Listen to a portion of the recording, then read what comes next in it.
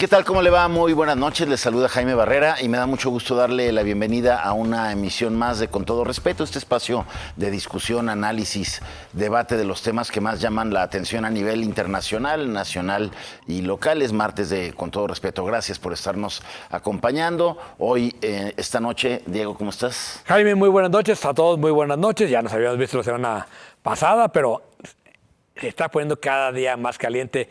Este año empezó, pues, y apenas vamos al 20 de enero, ¿verdad, David? Parece que ya vamos como en marzo, Diego. Efectivamente, muchísimos temas que ver. Buenas noches, Sonia, ¿cómo estás? Muy buenas noches, feliz año. Yo es mi primer programa. Bienvenida, Sonia. Buenas noches, Jaime. También es el primero del año, después del especial que tuvimos el 7 de enero de repaso. Pero bueno, un gusto saludarles.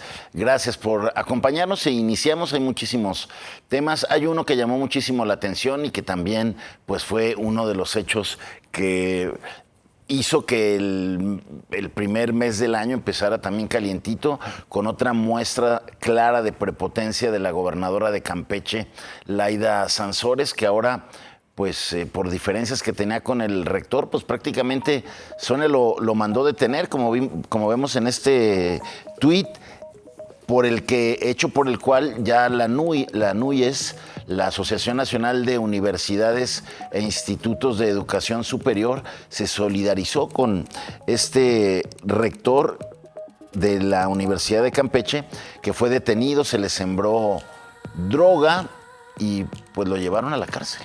Sí, parece otro de estos casos de pues justicia selectiva. Empieza con las presuntas anomalías señaladas en la cuenta pública de 2023, creo que es, por parte de la Auditoría Superior, pero luego viene este tema de si se le sembró o no se le sembró droga, y que tiene mucho que ver con la política que se está haciendo en algunas entidades federativas, en donde las universidades también juegan un papel político importante.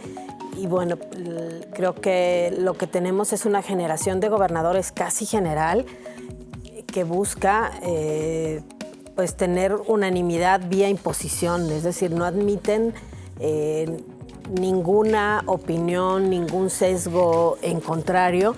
Y es evidente que el caso de Laida en contra del exrector de la Universidad Autónoma de Campeche va en ese sentido. Además, porque lo sustituye de inmediato, hace un Consejo General Universitario de madrugada y vámonos. Sí, a ver, el clarísimo que le sembraron un caso, está vinculado a proceso, lo cual le parece gravísimo, ¿no? Claro. El rector, y además lo sustituyeron.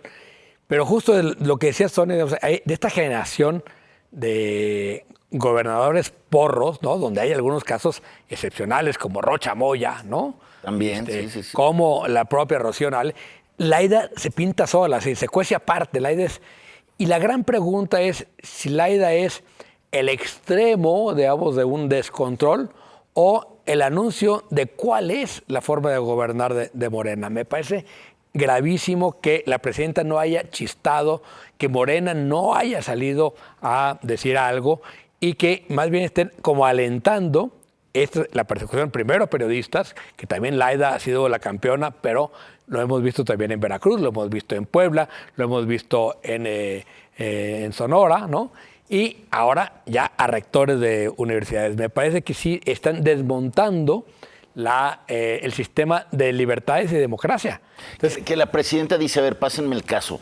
Yo creo que un poco se detiene Laida ahí, ¿no? De no dejarlo en la cárcel. No, bueno, pero es muy tibio lo que dice la presidenta para el tamaño de la acción de Laida, ¿no? Y el rector se niega al antidoping. Eso como que ayudó y como que la gente dijo, a ver, ¿cómo? Sí, digamos que el rector un poco, creo, desafiando la situación que está enfrentando, se resiste, hay cosas que todavía no están claras, pero tampoco del lado de la autoridad han presentado los videos. Eso es también está todo enredado. Pero a ver, creo que atrás del tema, atrás de este caso, lo que hay es que las universidades públicas, y no solo las estatales, sino la nacional y algunas capitalinas, se han vuelto muy incómodas para el régimen, porque históricamente las universidades siempre han sido autónomas, más de facto que de iure, han sido más críticas que condescendientes, y eso ya le incomodó al poder.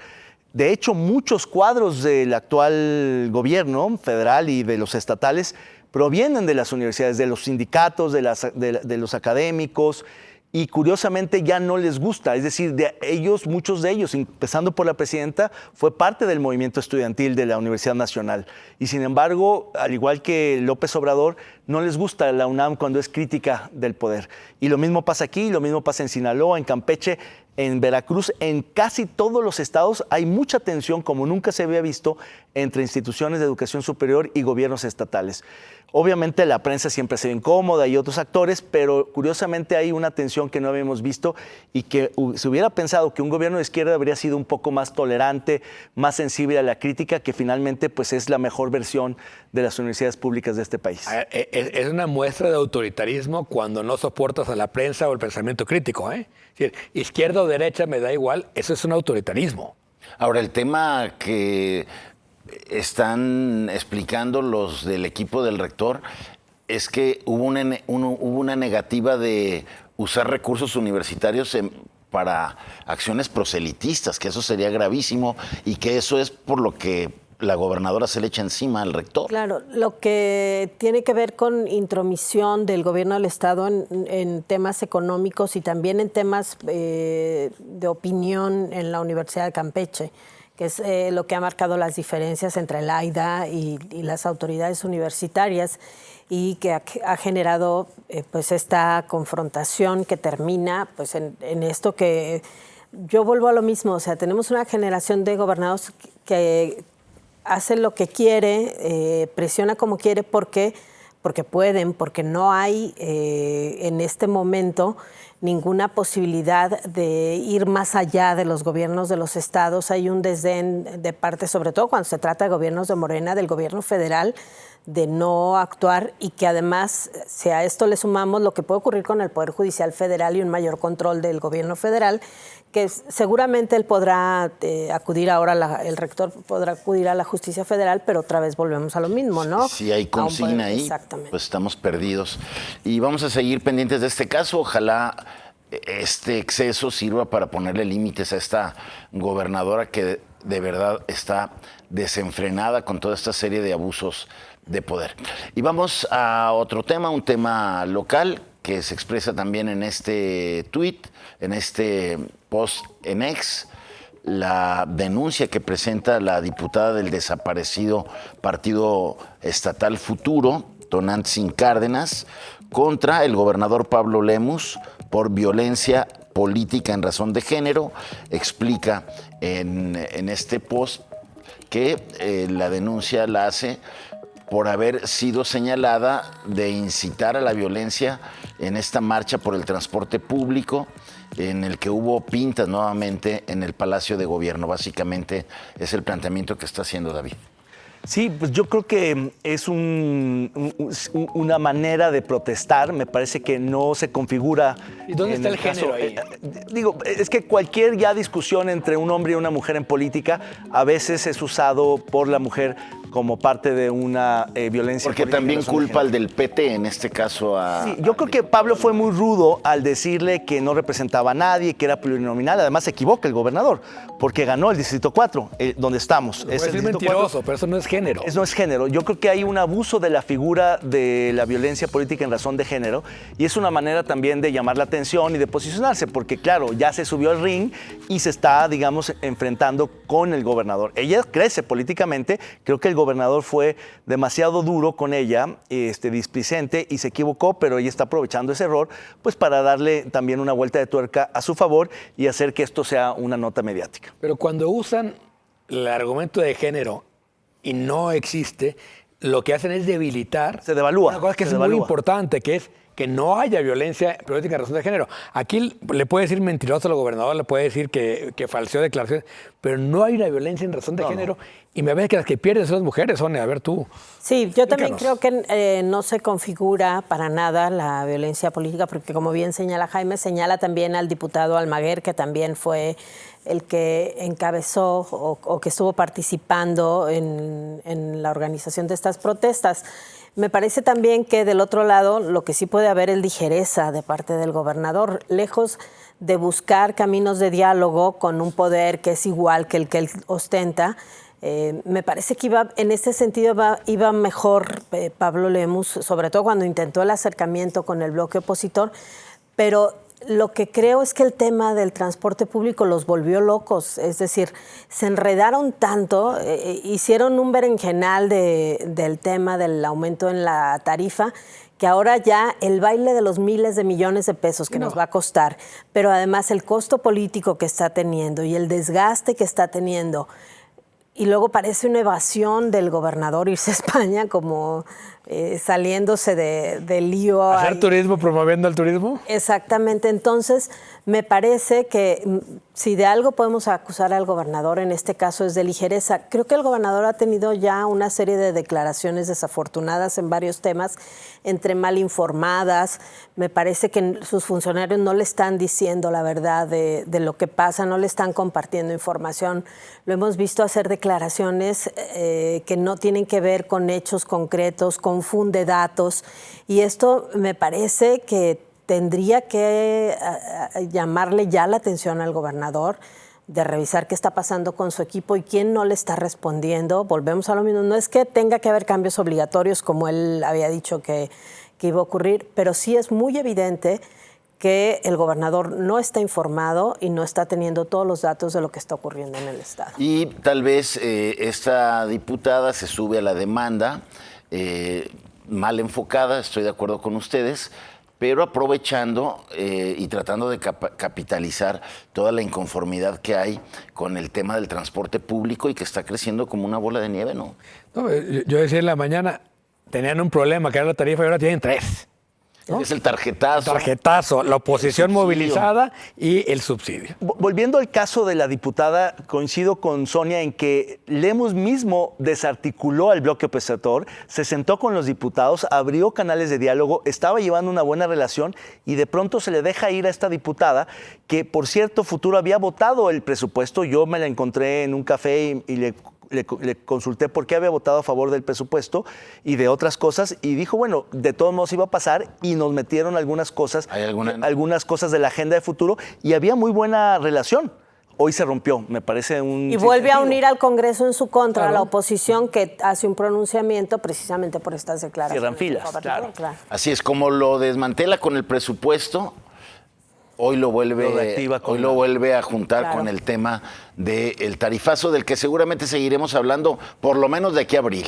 A ver qué sucede en abril, si efectivamente se hace el tarifazo o hay una reconsideración de este aumento a 14 pesos y se hace de forma gradual. Esa es como la incógnita de lo que va a pasar en las próximas semanas. Tenemos que ir a una pausa, es breve, quédese con nosotros, regresamos aquí con todo respeto.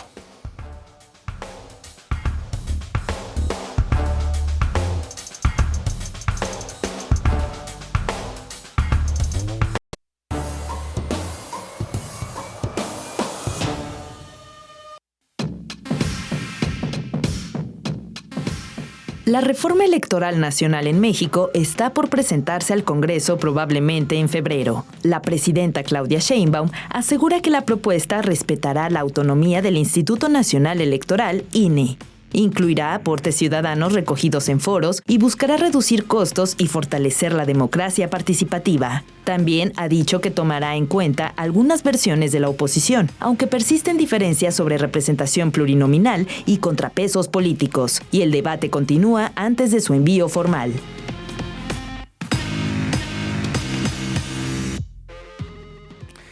La reforma electoral que presentó el encargado de la Comisión Presidencial, Pablo Gómez, ha sido bombardeada por todos lados, particularmente por los partidos PT y Verde, que dicen, si nosotros no hay reforma.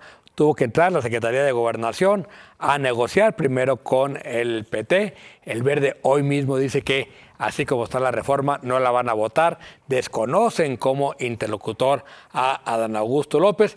En fin, la verdad es que la reforma está en el lomo de un venado. Difícil saber cuál va a ser el derrotero de esta reforma, más en medio también de las tensiones internacionales que se está viviendo. ¿Cómo la ves, David?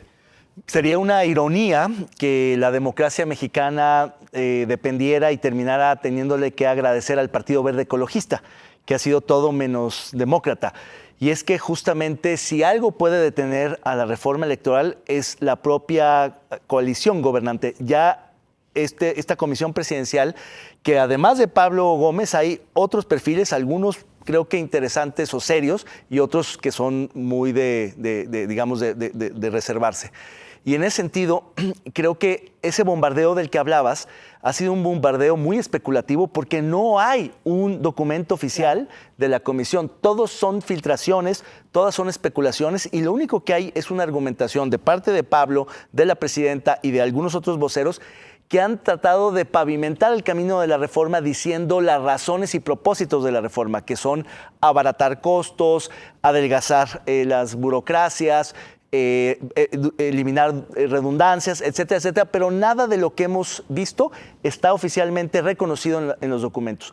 Hay documentos incluso falsos que han filtrado para desviar la atención y hacer fintas. Incluso ha habido posicionamientos muy sofisticados de la academia, de organismos internacionales, de observadores electorales, de todos lados que han estado especulando, pero hoy por hoy, en eso tiene razón la presidenta, no tenemos todavía el documento para criticarlo. Sabemos por dónde viene porque ciertamente el pataleo interno ha sido brutal y no estarían así el Verde y el PT si no fuera porque les van a pegar en donde más les duele, que es en las prerrogativas, el dinero, y en las plurinominales, que es las que les da cabida. Porque representación Pablo Gómez sí legislativa, ha soltado en algunos foros algunas ideas, soltó algo cuando estuvo con los del INE, ¿no? Sí, pero además es la columna vertebral de la reforma de la Cuarta Transformación. Del Plan C. Exactamente. Estos 3 puntos que señalas, David, se dicen desde que lo planteó Andrés Manuel López Obrador, que es abaratar los costos de las elecciones, reducir el número de representación proporcional en el Congreso de la Unión y revisar qué pasa con los partidos políticos y los recursos que reciben. Y votar por los consejeros electorales. Claro. Ya ese se descartó, parecer. Y bueno, y el tema de los organismos locales, que es parte de achicar, que a mí en esa parte, digo, si revisamos cada una, quizá tengan su sentido y habría que esperar que se negociara. El tema yo creo que está a debate si se va a negociar o no. Es decir, si habrá oportunidad de atenuar estas medidas que son tan drásticas justamente para que estos partidos políticos participen, porque me parece que si lo revisamos a fondo, todos estaríamos de acuerdo en estos puntos. La desaparición de los organismos locales, yo sigo pensando que tenemos organismos carísimos que no trabajan, o sea, es la única institución, los organismos locales que no trabajan en todo el año, les pagamos porque no hagan nada. Y en el periodo electoral les pagamos horas extras porque trabajen, que es el único periodo en el que trabajan. Entonces, yo no sé si desaparecerlos, pero sí habría que encontrar una manera de que a lo mejor durante los procesos electorales armaras una estructura local o de auxilio a la federación para descentralizar el trabajo de organización de las elecciones. En el tema de los recursos, por supuesto que el hecho de que se siga ligando al registro electoral los recursos que reciben los partidos, eso va a hacer que sea una bolsa que nunca va a ser suficiente. Luego, el tema de las plurinominales, bueno, tenemos por supuesto un Congreso gordísimo que no sirve. En términos generales, sí hay que revisar la composición y habría que ver cómo se reduce. Rápido, una postilla. Yo estaría en desacuerdo en muchos puntos, pero el de las pluris me parece muy delicado, porque si tú redujeras de 200 pluris a 100, no estaría mal, pero esos 100 saca al partido mayoritario, es decir, no le des... Sobre representación, claro. Ahí está el truco, porque antes el PRI se excusaba de ocupar pluris y ganaba sus distritos de mayoría y tal, pero... O reduce a 250 el número de distritos y 150 plurinominales, ¿no? Ponle tú. Claro que se puede, o sea, cualquier cosa se puede y hay que abaratar. Lo que pasa es que, a ver, el PAN, luego el PRI y ahora Morena han pretendido reducir los recursos de los partidos cuando están en el poder, nunca cuando están en la oposición. ¿Por qué? También hay que pensar que la alternancia es posible si solo si los partidos tienen dinero. ¿De dónde van a sacar los partidos dinero? Porque el partido en el gobierno siempre tiene dinero. Tiene el dinero del Estado, la nómina. Entonces, ¿los vamos a dejar que se financien libremente como sucede en Estados Unidos? Y como sucede aquí, Diego, no simulemos. O sea, Exactamente. el financiamiento de los partidos políticos es privado. Es privado. En la mayor parte de... Entonces, demos una simulación. Es privado e ilegal. Y Por supuesto, crezcamos la claro. fiscalización. ¿Cuánto cuesta una campaña? Lo que dice la ley, claro 10 que veces no. más. Cuesta 10 Por veces supuesto. más. Y dejemos la simulación y fiscalicemos de verdad. Claro. Y eso ningún partido lo está discutiendo. A ver, Claro. en los mejores tiempos del INE, que ahora estamos lamentando que estamos perdiendo, jamás hubo una fiscalización Jamás. que haya evitado el uso de recursos públicos y el uso de recursos del crimen organizado. Y tanto se infiltró el uso de recursos del crimen organizado que ahora no solamente participan promoviendo candidatos, sino ahora los Ponen vetan candidatos. y Ponen. vetan candidatos y ponen. Y sí. también antes solo querían la policía, hoy quieren medio gabinete municipal, O quieren gabinetes influencia completos. estatal, quieren funcionarios electorales, ¿no? Entonces, bueno, ahí yo creo que ese tendría que ser el centro de esta reforma, de lo que no se habla tampoco. Y creo que pues la oposición tiene razón en dudar y en especular de lo que puede venir en la iniciativa presidencial de la reforma. Creo que el único signo ahí alentador mínimo es que del equipo de la presidenta o gente cercana a la presidenta diga o desautorice a Pablo Gómez, diciendo que Pablo Gómez está medio asumiendo un papel que no le corresponde y que lo que dice no es lo que se va a reflejar finalmente en la iniciativa presidencial. Pero esa duda y el especular de que pudiera ser la última embestida contra lo que es el INE, pues tienen razón, hay razón en tener ese temor. Si vemos cómo han actuado desde el 2023, que hubo cambio de consejeros, el actuar del INE de Tadei en la reforma judicial, etcétera, etcétera. Incluso en el reparto de plurinominales. Ahora, yo creo que la de Pablo Gómez también es aventar la zorra para que todo el mundo se vaya detrás de la zorra, mientras está negociando con el PT y el Verde las cosas que les importan de la reforma, ¿no? O sea, lo que yo no veo, sí creo que el gran riesgo de esta reforma en términos de país es que el costo económico, es decir, que otra vez dices, bueno, hay una inestabilidad democrática, no es que vaya a dejar de haber inversión, simplemente va a ser más caro. ¿Por qué hay tanta inversión extranjera en México en este momento? Porque México está pagando muchísimo en CETES, ¿no? El diferencial de tasa es grandísimo porque el riesgo país México es el más grande de la OCDE. Pero el más grande, estamos hablando, digamos, si Dinamarca tiene menos 14 con respecto a Estados Unidos, México tiene más 590. Ese es el tamaño del riesgo país. Pero además hay otra cosa. El tema con la reforma es que puede poner en riesgo a la democracia misma. Es decir, si debilitas al árbitro, si asfixias a la oposición, si no fiscalizas, si haces un conjunto de cosas, sí puede crearse un clima de incertidumbre, de nada más en el fiscaliza yo pongo ahí un asterisco porque nunca se ha fiscalizado. No, que fiscalice. No, por eso. Pero ¿por qué no fiscaliza el SAT como fiscalizan las empresas?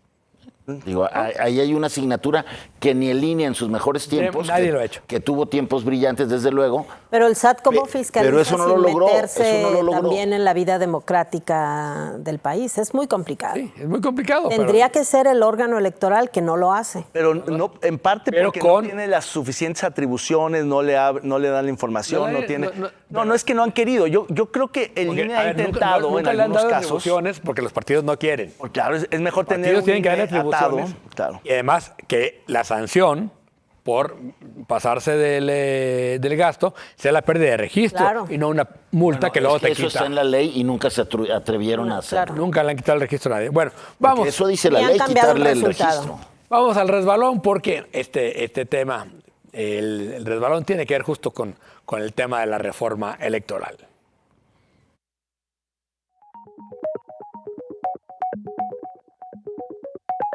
La llave maestra la tienen el PT y el Verde, como decía David. Sí es un poco patético que la democracia mexicana dependa del mayor vividor del sistema democrático mexicano, que ha sido el Partido Verde. y ahora también el PT convertido en un partido remorado. ¿Y qué me dices del fundador del PT que tiene toda su vida ahí al frente? Es vitalicio, Anaya. Al frente del PT, Anaya. Es vitalicio. Es un negocio familiar. Pero además, y en el verde también están todos los Torres y varias familias completitas. El primo segundo está en la dirigencia en Campeche y o sea, es impresionante la oligarquización de la política mexicana y especialmente en partidos pequeños. En otros hay más rotación de élites, pero ahí es brutal. Élite Noroña en el PT, ¿no? Claro. Esa es la élite del PT. Vamos a un corte, no le cambie, regresamos.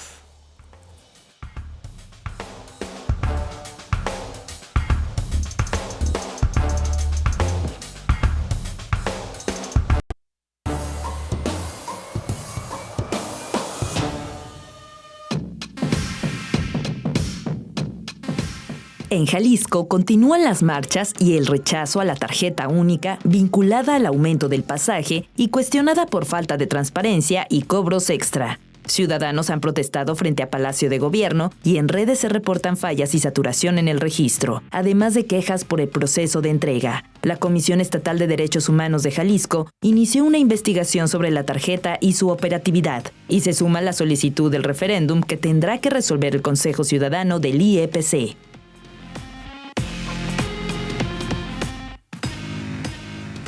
Gracias por continuar con nosotros aquí en Con Todo Respeto. Sigue creciendo este tema que desde el tarifazo decembrino, que se dio a conocer el 26 de diciembre, sabíamos que iba a crecer en los primeros días del año, que iba a marcar este primer mes del año, pero pues nunca imaginamos que iba a crecer de tal manera, David. Sí, la verdad es que como lo decíamos en el primer bloque, el asunto se ha ido saliendo un poco de control y yo creo que, en mi opinión, la crítica más dura que se le ha hecho a este instrumento financiero no provino de la oposición, ni de la universidad, ni de los medios de comunicación, no, vino de un aliado natural del gobierno, que es la Barra Mexicana de Abogados, que sí se metieron a analizar el contrato a fondo y vieron una serie de vulnerabilidades que nadie habíamos visto, al menos yo no había detectado, y que me parece que hoy sí merecen una discusión mucho más amplia. Porque más allá de que Broxel, esta empresa financiera que está señalada por todos lados y que está bajo investigación de la Secretaría de Anticorrupción y de la Conducef, que efectivamente debería estar boletinada como en el buró de crédito y no cobrando y haciendo contratos, pero más allá de esa situación que fue una licitación que aquí también discutimos y que fue mal licitada, que fue precipitada y totalmente a modo, el hecho de que los contratos tengan estas facetas vulnerables donde se puede poner en riesgo la protección de los datos personales, biométricos, de todo tipo, me parece muy riesgoso, porque eso puede salir de control, porque no dependería solamente del gobierno, no estaría en custodia pública, sino que estaría en una empresa que luego hace negocios vendiendo y cruzando bases de datos, que esa es parte importantísima del negocio de unificar, si no controlas esa parte. Entonces yo creo que el tema, ahí hay una explicación que tiene que dar el secretario de Administración,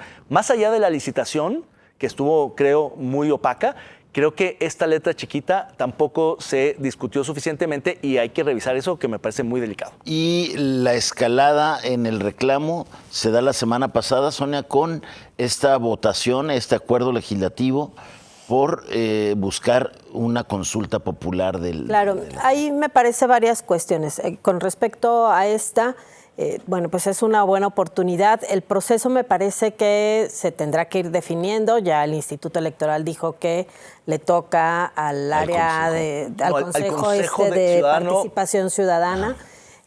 Bueno, eso me parece que es lo de menos. El tema es si tendremos o no una figura de participación social o seguiremos simulando que en Jalisco tenemos figuras de participación social que pueden usar los ciudadanos. Ese es el fondo del asunto. Pero con respecto a la tarjeta, antes que la barra de abogados, creo que ha habido un gran trabajo de Álvaro Quintero, académico, sí, y de Lauro Rodríguez, periodista, que ellos fueron los primeros que hablaron del aviso de privacidad, de los detalles que marca y de la vulnerabilidad que hay, porque dice el aviso de privacidad que pueden comercializar tus datos, compartirlos, y un montón de cosas más con respecto a los datos. El tema de las comisiones que va a cobrar la tarjeta, que es un trabajo también que hizo Lauro Rodríguez, en el sentido de todo lo que te va a costar depositar, sacar, pagar, ponerle dinero a la tarjeta para el camión en un negocio que te cobre comisión, es decir, lo costoso que va a ser para el ciudadano. Y la otra parte es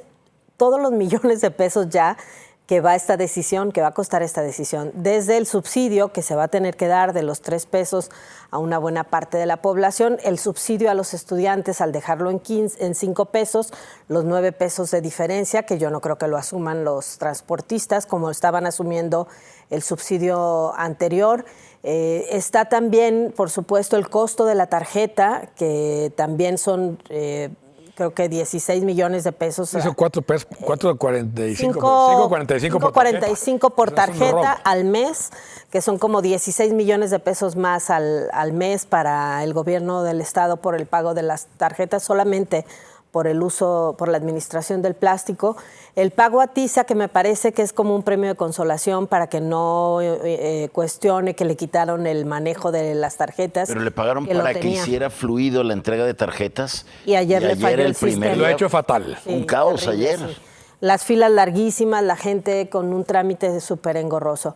Y la otra parte es que yo no sé de dónde va a salir tanto dinero para financiar al transporte público, porque encima está el subsidio que le van a dar a la línea 4, que ya vimos, tiene ingresos, va a tener ingresos, si nos va muy bien, de 7, 8 millones de pesos al mes, y a la empresa hay que pagarle 50 millones. Es decir, un montón de dinero que yo no sé si el gobernador ya hizo cuentas. Se complicó, Diego, la apuesta del gobierno de amortiguar el efecto del aumento a la tarifa, a la economía de muchas familias de jaliscienses con la operativización del subsidio. A ver, mire. Y de esta decisión, creo que muy cuestionable, de abrogarse la facultad de hacer un aumento de jalón cuando tenía que ser gradual. Sí, aquí hay 2 cosas. Uno, si ya tienes una tarjeta, duraron 6 años vendiéndonos el uso de la tarjeta, y de repente dicen, no, vamos a cambiar la tarjeta. Me parece que ahí, de entrada, hay gato encerrado. O sea, no hay ninguna razón para hacerlo. La idea de centralizar en una tarjeta todos los programas sociales, pero lo dicen, pero vas a poder recibir remesas. Recibir remesas, todo el mundo sabemos que es el negocio más leonino que hay en este país. Todas las empresas que se dedican a recibir remesas cobran unas comisiones altísimas. Entonces, ¿por qué el gobierno promueve una tarjeta para recibir remesas? Entonces, toda proporción guardada me parece que es toda máquina de este sexenio. O sea, conforme se le vaya escarbando, o peor, va a ir saliendo que esto es un negocio operado por no sé quién, para no sé quién, pero... Bueno, en el timing sí se parece, que es de arranque de gobierno. Entrando y dando el palo. En el timing sí se parece. Y sobre todo me parece que va a ser muy poco operativo como se está planteando. Es decir, porque finalmente, insisto, si el gobierno que llegue, si del mismo color se mete en patas, están cambiando. ¿no? Están cambiando. Si llega otro, llamarle tarjeta naranja es de un burdo, de un ramplón, digamos, políticamente, que me parece que lo que están preparando es la huida, ¿no? O sea, me parece que Movimiento Ciudadano está planteando su salida y cómo nos vamos con la última, ¿no? No hay una decisión de Estado, no hay visión de Estado, ni en el aumento, ni en la forma de operarlo. Entonces, me parece que otra vez que estamos ante un problema de operación de un gobierno que yo le puse, estaba muy triste, muy agotado, porque les puse que era un gabinete Montessori, donde cada quien hace lo que quiere y no hay finalmente quien tenga esa visión de Estado que se necesita para gobernar. O sea, gobernar no es ocurrencias, gobernar es tener una visión de Estado y que hay cosas que no hay que hacer simplemente porque al Estado no le convienen. Punto. Sí, sí, sí. Y, David. Sí, a mí me parece que la idea de la tarjeta de bancarizar sí es buena. Siempre es buena. Sí es buena. Y las remesas y los programas sociales y las transacciones y las compras y absolutamente todo.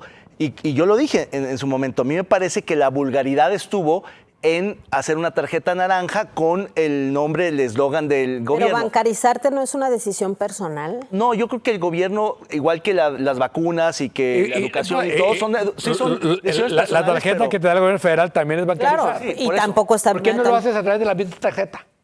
podría ser una opción. El tema es que hay una... Esa es una visión de Estado. Claro, pero el problema es Bueno. que tan una es naranja como la otra es guinda. El problema es la partidización de las vamos cosas. a seguir platicando seguramente muchos programas de aquí a abril, cuando entre en vigor el aumento de la tarifa, si es que la sigue sosteniendo el gobierno del Estado pese a estas resistencias. No, pero que están ya firmó el creciendo contrato, ya a estas alturas no Está hacerlo sería resistiendo costoso. todos los días, ¿no? Vamos ahora a otro tema importante esta semana. Hoy ya se decidió quién será el sucesor del primer fiscal anticorrupción de Jalisco, que hay que decirlo, pasa con más pena que gloria, y pues quien está en la terna o quien estuvo en la terna, pues si uno que no tenía ninguna conexión con gobiernos, que era de alguna manera independiente, dio los resultados que dio, imagínense quien quedó, que trabaja en este momento en el gobierno, pues el conflicto de interés que tiene cuando investigue algún eventual mal manejo del gobierno en el que trabajó. Pues seguramente no va a pasar nada. Pero veamos esto para ponerle el nombre.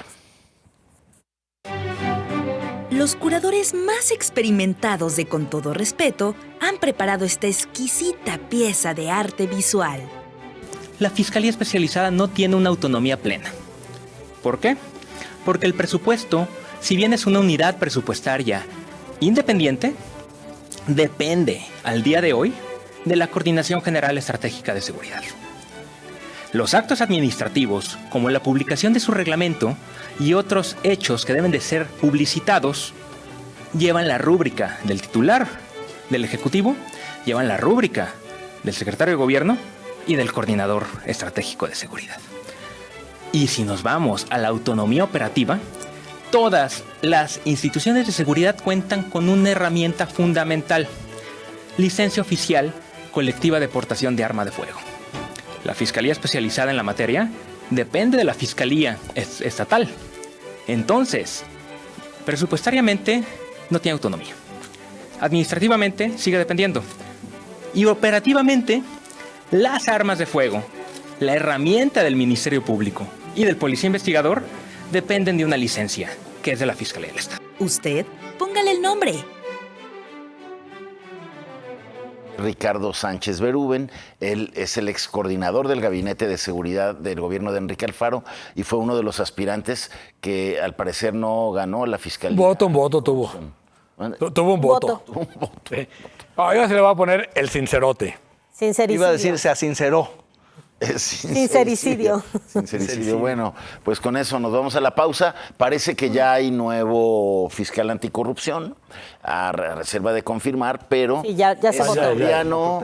Cipriano Manzanilla será el nuevo fiscal anticorrupción. Va a sustituir a Gerardo de la Cruz, quien pues estuvo 7 años en esta Fiscalía Anticorrupción que él le tocó inaugurar cuando pues había una discusión mucho más seria, mucho más pues importante en la creación del Sistema Estatal Anticorrupción. Ahora pues prácticamente nadie se metió a la discusión de la Fiscalía Anticorrupción y llega este fiscal que trabaja ahora en las áreas de Contraloría de la Secretaría de Salud, ¿no? Sí, Y el jurídico, solamente un ¿no? comentario. En el Me jurídico. parece que en la involución, en la Hay una derivación, involución, claro. Una involución de todos los sistemas anticorrupción. Antes, los candidatos aspirantes a las distintas instancias Por o lo menos se les cuerpos, pedía que no fueran parte del gobierno. exacto, te decían, vente de una universidad, de una ONG, de afuera, independencia. Ahora ya, no importa, que se hace... Fuera máscara, sí. Fuera máscara. O sea, no se hubo sinceraron todos. Ni el mínimo decoro, ¿no? Y la evaluación de los perfiles, lamentablemente, ya privilegia el hecho de pertenecer y no tanto de ser independiente. Entonces, los independientes, que sí hubo quien levantó la mano, no pasaron ni Nadie la los primera peló. etapa. Digo, lo que nos queda es exigirle tanto al auditor superior del Estado de Jalisco, que acaban de ratificar otros 7 años, como a este nuevo fiscal anticorrupción, pues resultados, ¿no? Que quizá lo único de esta terna es que fue el menos peor, ¿no? O sea, el que tenía menos vínculos políticos. Recuerdo una... ¿cómo? Si Tiene un estuvo en la perfil, por eso, Consejería Jurídica. pero tiene un perfil como más bajito. Sí, es como más burócrata. Exacto, sí, exactamente. Estuvo en la Recuerdo Consejería Jurídica una- de Enrique Alfaro todo el sexenio pasado. También. Recuerdo una nota, una editorial de Carlos Pérez Ricarte en Reforma que tituló Autonomía para ingenuos, que era la justificación justamente de por qué se nombró a Celestín, a la nueva fiscal, ya de plano también fuera sin máscaras directamente, porque hay un tema de ya. Bueno, como lo pues decía. ahí queda el tema del fiscal anticorrupción. Vamos a una pausa y regresamos aquí con todo respeto.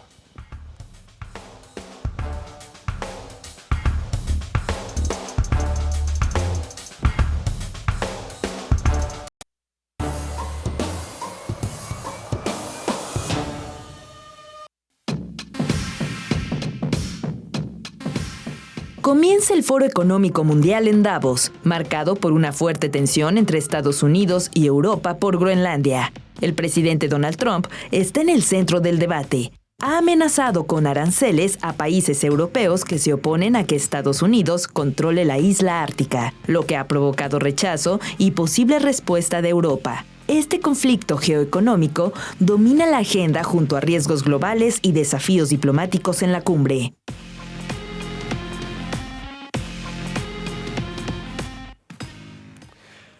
Bueno, pues ahí está el foro de Davos, como cada año. México con una presencia muy discreta. La presidenta, siguiendo la política de López Obrador, decidió no ir. Para muchos un gravísimo error no tener presencia en este momento donde la gran preocupación es el crecimiento, donde el gran debate internacional se iba a dar en Davos, se está dando en Davos, no se hiciera presente.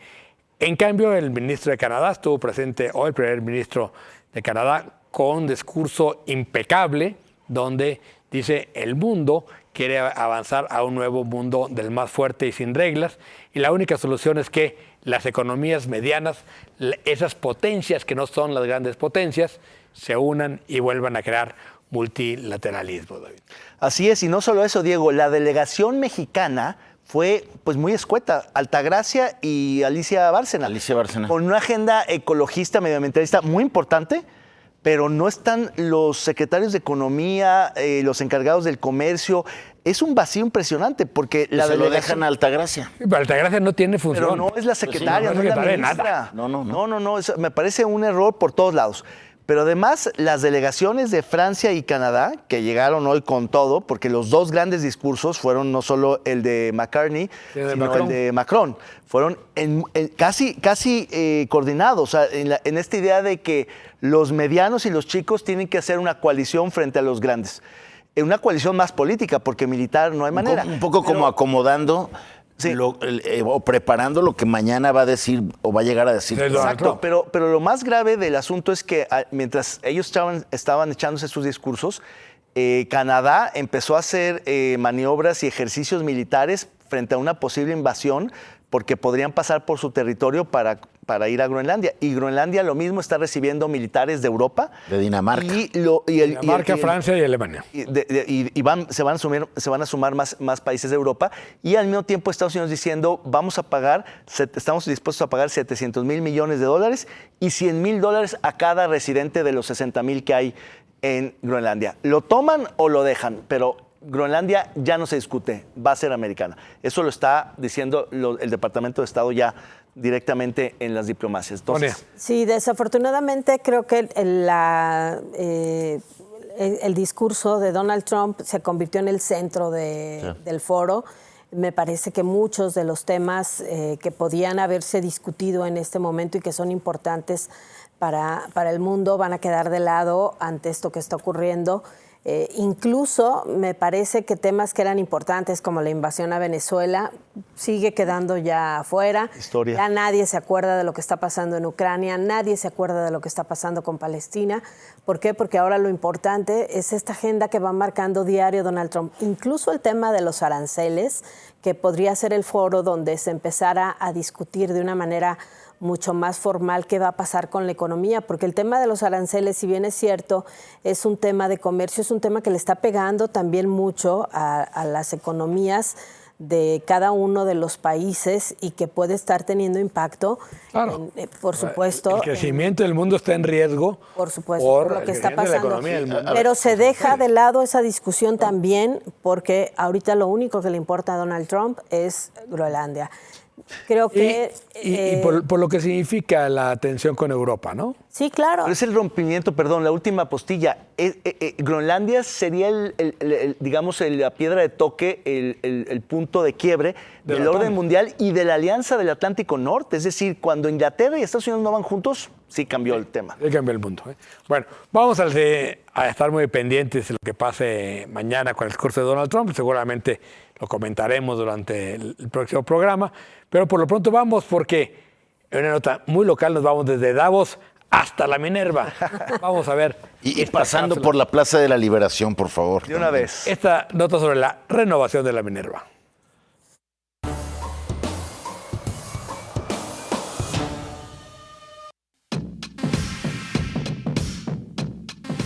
En Guadalajara se entregó la remodelación de la glorieta La Minerva con un costo final de 70 millones de pesos, un 52% más del presupuesto inicial, lo que ha generado críticas por posible sobreprecio, pese a que autoridades justifican el aumento por ampliaciones y mejoras. También fue inaugurada la remodelación de la Plaza de la Liberación con inversión pública, pero ya presenta goteras y filtraciones en el estacionamiento, lo que ha desatado reclamos por la calidad de la obra.